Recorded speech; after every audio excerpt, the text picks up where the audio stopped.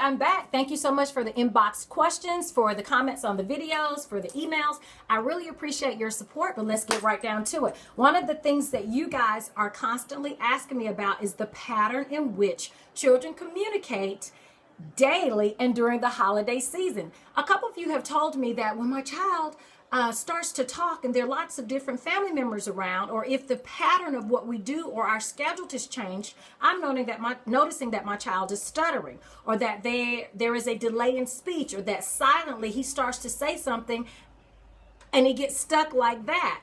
I'm noticing not that he's stuttering, but that he has a delay in speaking. Well, what happens is that during the holiday season, there's a hustle and bustle. Your schedules have changed. There's something different about the pattern in which you do things. School is out. You're off from work. There are lots of different relatives that maybe your child is not used to communicating with, and something does change. There's something called a communicative pressure.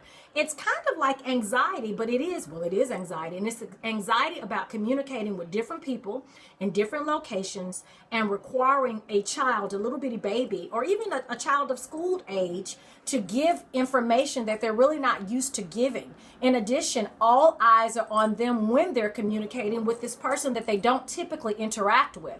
So some of the things that you can do for a child that has that communicative pressure is to sort of rephrase some of the questions that are coming right at them. For example, kind of be a buffer between that relative that is very excited to see your child and the child that is very nervous about the excited relative. So if you have a relative asking lots of questions, say if your child is a school-age child going to middle school or high school, if they're asking questions about career choices or what they want to be, when that relative is posing those questions, you act as a buffer, rephrase them, and you position yourself so that you're between that relative and between that child. Non-verbally and subconsciously, you become a support system for your child who's having that difficulty with the anxiety and the communicative pressure. And at the same time, you're supporting that relative who is really trying their best to get to know your child. Don't get defensive about those relatives, because oftentimes they're coming from a place where they just want to really get to know your child, because you guys talk on the phone about this child